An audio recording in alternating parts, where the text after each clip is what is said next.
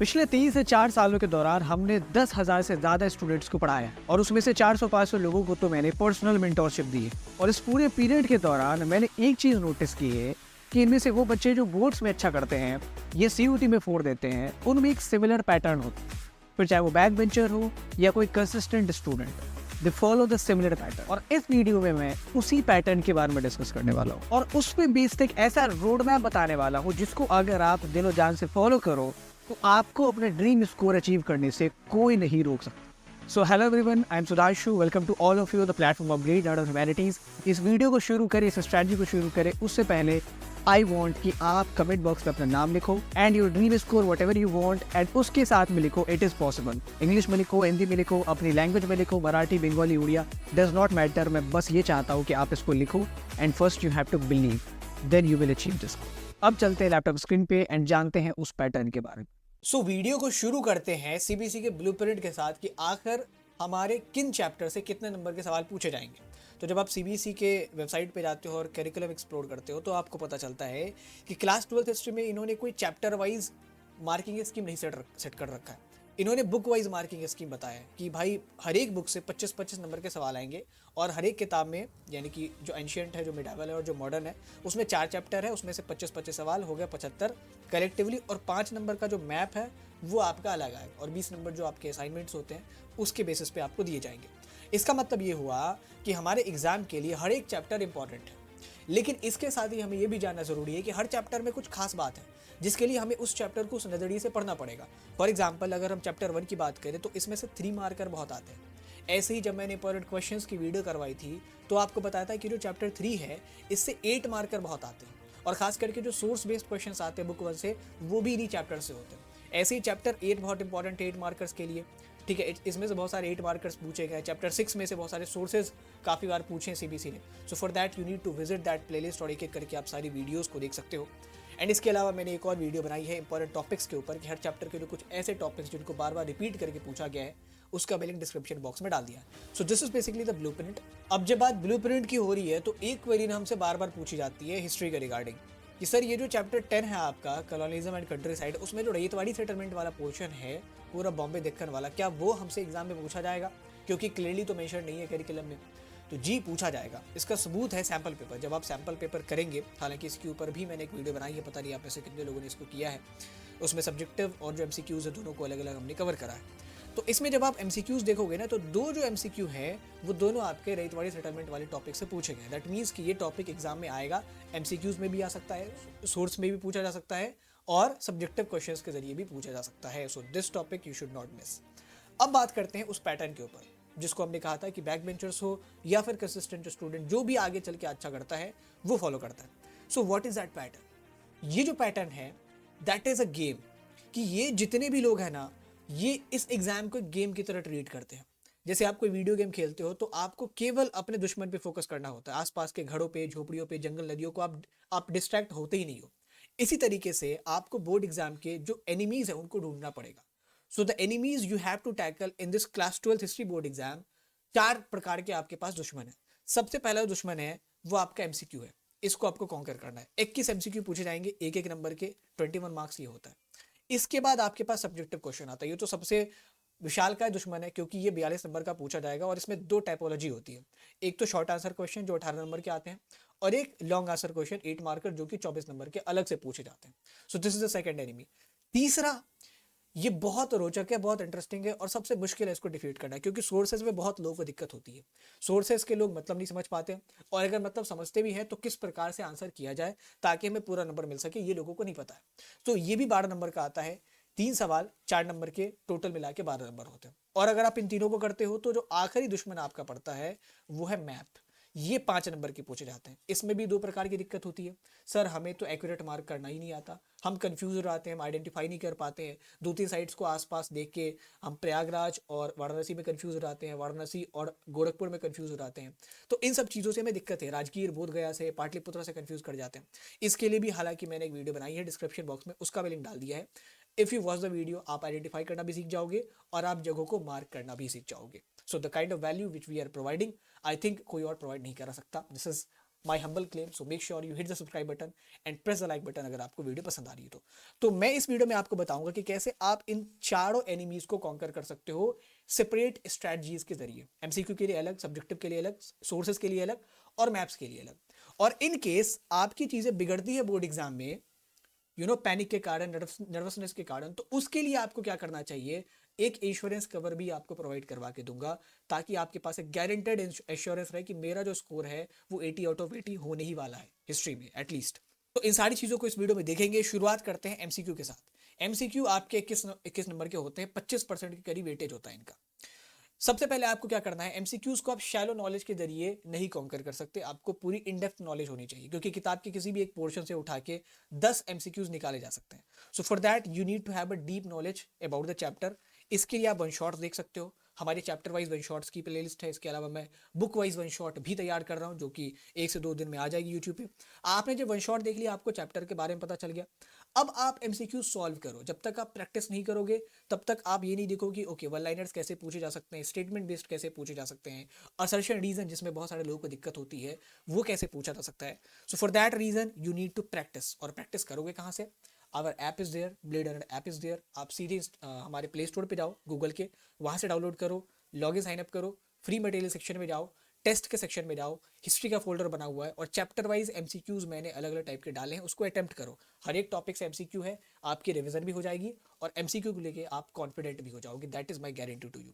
तो इस तरीके से आप एमसीक्यू को कॉन्कर कर सकते हो। एक चीज यहाँ पे ध्यान रखना कि आप अभी से जितने भी 6 7 8 दिन आपके पास बचे हैं, एमसीक्यूज डेली लगाओ। ऐसा नहीं कि एक दिन लगा लिया और बैठे गए, डेली लगाओ। कॉन्सेप्ट आपके ब्रश होंगे और आपका कॉन्फिडेंस बूस्ट होगा। एमसीक्यूज में कॉन्फिडेंस बहुत मैटर करता है। दूसरा जो हमारा एनिमी है that is a subjective question. ये 50% वेटेज रखता है, 40 42 नंबर तो केवल सब्जेक्टिव से आने हैं। सब्जेक्टिव में बहुत सारे लोग कहते हैं कि सर हमने एनसीईआरटी नहीं पढ़ी है तो भी हम सब्जेक्टिव लिख देंगे क्या? बिल्कुल लिख सकते हो, एनसीईआरटी पढ़ने की कोई आवश्यकता नहीं है। और शैलो नॉलेज के जरिए भी सब्जेक्टिव क्वेश्चन अटेम्प्ट किए जा सकते हैं। लेकिन अगर आप चाहते हो 42 में से 42 लाना, पूरा स्कोर करना, फॉर दोज स्टूडेंट्स ओनली, आपको एनसीईआरटी भी पढ़ना पड़ेगा। My dear friends, you can not skip NCERT. हाँ, एनसीईआरटी पढ़ने का आसान तरीका मैं आपको बता सकता हूँ अभी 6 8 दिनों में, जो आप कर सकते हो। सबसे पहले आप एक वन शॉट उठाओ, जिस भी वन शॉट से आपको चीज़ें समझ आती है। आई होप कि हिस्ट्री की वन शॉट मैंने अच्छी बनाई है, कोई भी टॉपिक स्किप नहीं किया, तो आप उसको एंजॉय करते होंगे। आप उस वन शॉट को खोल लो, ठीक है, और टॉपिक बाय टॉपिक साथ में एनसीईआरटी भी खोल लो। एक टॉपिक वन शॉट से कवर किया, along with that read NCERT. NCERT पढ़ने को मैं इसलिए बता रहा हूँ क्योंकि आपने पीवाईक्यूज देखा होगा या हमारी इंपॉर्टेंट क्वेश्चन सीरीज की जो वीडियोस देखी होगी, उसमें देखा होगा कि काफ़ी बार जो सवाल है ना वो स्टेटमेंट के तौर पे पूछे जाते हैं कि quit India movement was genuinely a mass movement. इस स्टेटमेंट को आपको एग्जामिन करना, जस्टिफाई करना। ऐसे बहुत सारे स्टेटमेंट्स आएंगे जो कि अगर आपने किताब नहीं पढ़ा है तो उसका कॉन्टेक्स्ट नहीं जान पाओगे और फिर आपके लिए आंसर देना भी मुश्किल हो जाएगा। कुछ तो लिख ही दोगे, बट जो अप्रोप्रिएट आंसर है वो आप नहीं दे पाओगे। For that reason you need to cover NCERT also. And उसके लिए जो सबसे आसान तरीका है, हमारे वन शॉट्स के साथ टॉपिक दर टॉपिक आप एनसीईआरटी पढ़ो। आपने अब सारे एनसीईआरटी के कोनों को देख लिया है, आपको अब सारे कीवर्ड ध्यान में आ चुके हैं। अब आपके सामने जब सवाल आएंगे, you have to go through the important question PDF. आपके पास उतना टाइम नहीं है कि आप डेली डेली हर चैप्टर के 15 15 20 सवाल कर सको। हमने इंपॉर्टेंट क्वेश्चन की पीडीएफ भी, जो सारे पीवाईक्यूज से मिला के मैंने बनाई है, वो भी ऐप पे अपलोड कर दी है, वहाँ से आप डाउनलोड कर लो और सारे चैप्टर वाइज में इंपॉर्टेंट क्वेश्चन एक बार देख लो। देखो कि किस प्रकार से क्वेश्चन आते हैं, मैंने इंट्रो में क्या कीवर्ड यूज़ किया हुआ है, मैंने मेन पॉइंट्स में क्या क्या लिखा है। और उसके बाद आपको करनी है प्रैक्टिस। प्रैक्टिस आपको एकदम बेसिक रखनी है। सो देखो, जितने भी टॉपर्स हैं ना, इन्हीं बेसिक चीज़ों पे ध्यान रखते हैं। हमारे पास उतना टाइम नहीं है कि 10 10 क्वेश्चन 15 15 क्वेश्चन पर चैप्टर के करें। We are going to do 4 question पर चैप्टर। इसको हम लोग 3:1 के रेशियो में बांट लेंगे। 3 हम लोग करेंगे शॉर्ट आंसर क्वेश्चन 3 मार्कर और 1 हम लोग करेंगे 8 marker long answer question. Reason ये है कि आपने इंपॉर्टेंट क्वेश्चन की पीडीएफ के जरिए ये तो देख लिया कि भाई किस प्रकार से सवाल आएंगे और मुझे क्या लिखना है, बट ये जो कॉन्फिडेंस आपका जनरेट होगा वो तब होगा जब आप प्रैक्टिस करोगे। तो आपने जब 3 मार्कर अटेम्प्ट किया, आपको पता चलेगा कि ओके कितना हमें लिखना है, कितना लिमिट में लिखना है। 8 मार्कर जब आपने अटेम्प्ट किया, और खास करके 8 मार्कर तो बिल्कुल अटेम्प्ट करना। बहुत सारे बच्चों की कंप्लेन आ रही है, सर जब हम लॉन्ग आंसर क्वेश्चन अटेम्प्ट करने जाते हैं तो हमें कंटेंट ही नहीं मिलता। हमें तो ऐसा लगता है कि ये जो सवाल है ये 8 मार्कर है ही नहीं, इसको 8 मार्कर में ज़बरदस्ती पूछ दिया गया। तो इसके लिए भी मैंने उस वीडियो में उन वीडियोज़ में चर्चा की कि जब भी ऐसे सवाल आपके सामने आए जिनमें आपको लगे कि भाई ये प्रॉपर 6 मार्कर नहीं है। जैसे मैं अगर बात करूँ, एक सवाल आपसे पूछ दिया जाएगा, quit India movement was genuinely a mass movement. इसमें क्या है, केवल आपको क्विट इंडिया मूवमेंट के कोर्स ऑफ इवेंट्स को बताना होता है अगर 3 मार्कर में पूछा जाता तो। ठीक है, कि भाई कैसे ये पूरा मास मूवमेंट था, पार्टिसिपेशन के बारे में आपको बताना है। बट अगर ये 8 मार्कर में पूछा गया है तो आपको पेरिफेरल चीज़ें भी लिखनी पड़ेंगी। क्विट इंडिया मूवमेंट का बैकग्राउंड लिखना पड़ेगा, कोर्स ऑफ इवेंट्स लिखना पड़ेगा, इसका क्या इम्पैक्ट पड़े, ग्लोबल मीडिया ने कैसे अटेंशन दिया, गांधी जी का क्या रोल था, इन सबको आपको डिस्कस करना पड़ेगा। So this is the beauty of answer writing, और ये चीज़ जब तक आप प्रैक्टिस नहीं करोगे, हमारे वीडियोज नहीं देखोगे, नहीं आ सकती। तो इन तरीकों से आप सब्जेक्टिव क्वेश्चंस को कॉन्कर कर सकते हो। Watch one shots along with NCERT, go through the important question PDF and do at least 4 questions from each chapter, ताकि आपका कॉन्फिडेंस बूस्ट हो सके। अब बात आती है सोर्स बेस्ड क्वेश्चन पे। बहुत सारे बच्चे कहते हैं कि हमने एमसीक्यू कर लिया, हमने सब्जेक्टिव कर लिया, बट हमें सोर्स ही नहीं मिलते, हमसे बनता ही नहीं है ये। तो सोर्स के लिए आपको 2 चीज़ें करनी है। सबसे पहले आपको सोर्सेज का मतलब समझना पड़ेगा। पहले के टाइम में एनसीईआरटी क्या करता था ना, सारे पिंक बॉक्सेस से ही सोर्सेज डालता था। तो अगर आपको सोर्सेज का मतलब पता है तो आप ऐसे ही जवाब दे दोगे। फॉर एग्जाम्पल, और इसीलिए मैं कह रहा हूँ कि हर एक सोर्स के मतलब आपको पता होनी चाहिए। जैसे सीबीएसई ने सैम्पल पेपर में इस बार एक सवाल पूछा है, ये करिकुलम यार के पर्सोनिफिकेशन के ऊपर जो पोएम था चैप्टर 6 में, उसका सोर्स है। और इसमें सवाल ये है, examine the phrase with his matted hair thrown in all 8 direction. यहाँ पे सिर्फ के बारे में कहा जा रहा है कि इस फ्रेज का मतलब बताओ। अब आपको जब तक इसका एक्सप्लेनेशन नहीं पता, नहीं सोर्स का, आप इसका मतलब ही नहीं बता सकते, जो एक्चुअल मतलब है, लिटरल मतलब नहीं कि इससे हिंदी में इसको कन्वर्ट करके बता दिया। इसीलिए मैं कहता हूँ सोर्सेज के एक्सप्लेनेशन की वीडियो मैंने अपलोड की हुई है, पिछले साल ही की थी। सारे इंपॉर्टेंट सोर्सेज उसमें एक्सप्लेन करके रख दिए थे, उसको एक बार जाके देख लो। अगर पिंक बॉक्स से कोई भी सोर्स पूछते हैं तो आपको कभी दिक्कत नहीं होगी। लेकिन सीबीएसई ने हाल के दिनों में ये करना शुरू किया है कि वो पिंक बॉक्स के बियॉन्ड जाके चैप्टर के बीच से एक पैसेज फॉर्म करता है और उससे सवाल बना देता है। उसके लिए क्या करना चाहिए? For that we need to learn the technique. हमने 80% अपनी तैयारी कर ली सारे सोर्सेज के मतलब जान के। उसके बाद जो 20% तैयारी है उसके लिए हमें ना सोर्सेज की टेक्निक पता होनी चाहिए कि रैंडम अगर कोई भी सोर्स आ जाए तो उसको एज ए कॉम्प्रिहेंशन मान के हम लोग कैसे सॉल्व कर पाए। इसके लिए भी मैंने वीडियो बना रखी है, डिस्क्रिप्शन बॉक्स में उसका लिंक आ गया होगा। उसमें 3 स्टेप मेथड मैंने बताया, उसको अगर आप करते हो किसी भी टाइप के सोर्स को आप सॉल्व कर सकते हो।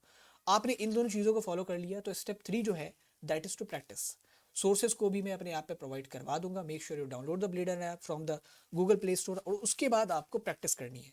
तो इस तरीके से जो आपका 12 नंबर का जुगाड़ है, 15% मार्क्स का जुगाड़ है, वो आपका हो जाएगा। सोर्सेज कर लिए, सब्जेक्टिव कर लिए और एमसीक्यू कर लिए। और इन तीनों में याद रखना जो सबसे बेसिक चीज़ है दैट इज प्रैक्टिस।